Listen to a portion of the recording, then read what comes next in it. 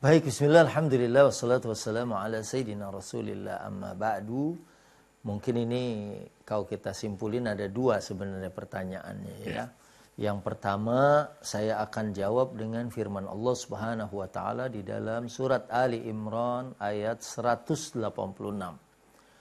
Dan kalau kita lihat ayat ini, sebelumnya itu bercerita tentang kullu nafsin dha'iqatul maut. Setiap manusia itu pasti akan meninggal, akan mati gitu. Dan kemudian dijelaskan juga bahwa kita itu akan disempurnakan pahala kita di hari akhirat.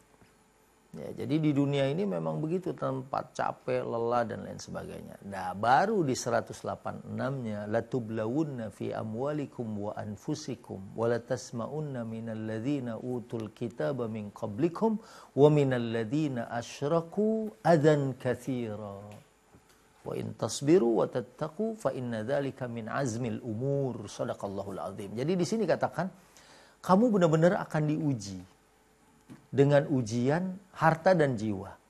Juga walatasma'unna, pakai dua huruf taukid, lamut taukid dan nunut taukid. Walatasma'unna, kalau orang yang belajar gramatika bahasa Arab, itu berarti sungguh-sungguh, benar-benar, bukan saja kamu diuji dalam harta dan jiwa, tapi walatasma'unna minal ladzina utul kitaba min qablikum wa minal ladzina asyraku. Kamu akan benar-benar dengar dari orang-orang ahli kitab. Kalau Nabi kan, Nabi Muhammad kan selalu tuh penghalangnya adalah ahli kitab.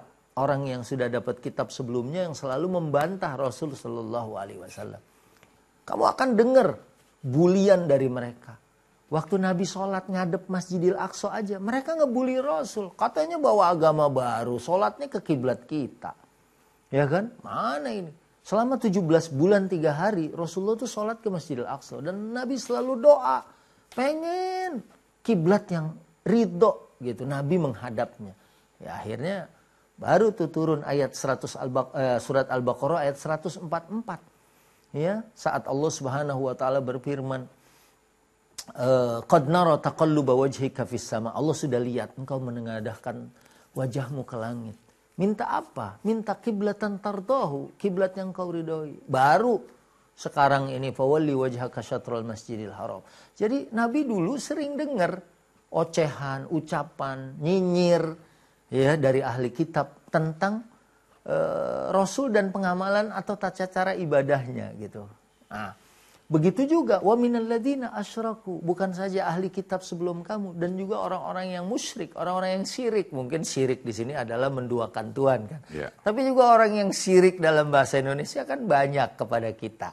Ya akhirnya kemudian wala tasma'unna minal ladzina utul kitaba min qablikum wal ladzina asyraku adzan katsira. Adza itu bisalah kalau sekarang kita terjemahkan sebagai bulian. Azan itu sesuatu yang nggak enak, sesuatu yang menyakitkan, ya kan? Kita udah enak-enak hijrah, kemudian kita dituduh. Yeah. Wah, ini hijrahnya motivasinya ini. Siapa sih yang tahu hati manusia? Dari mana kamu tahu motivasi kita adalah untuk mencari pasangan hidup? Yeah. Bukankah harusnya ini dibalik? Jangan-jangan setelah saya hijrah, Allah ridho, saya dikasih sesuatu yang pasangan hidup yang saya juga ridho dengan hal itu. Positive thinkingnya kan begitu ya. Nah, tapi wa in tasbiru wa tattaqu fa inna dzalika min azmil umur. Kalau kamu sabar dan meningkatkan ketakwaanmu, ini adalah perkara yang diperintahkan dalam agama. Nah, jadi ini jawaban yang pertama tuh ayat itu tuh Al-Baqarah 18 Ali Imran 186. Kemudian yang kedua, apakah saya harus meninggalkan mereka? Nah, ini memang ada pembahasan. Gimana sih terhadap mereka? Hijrah itu memang ada banyak macamnya udah. Ada hijrah fisik, ya, ada hijrah makaniyah, ya, hijrah tempat. Wah, pindah dah. Jangan tinggal lagi di situ. Pindah kita ke Bogor kayak kemana, ya. Itu namanya hijrah makaniyah.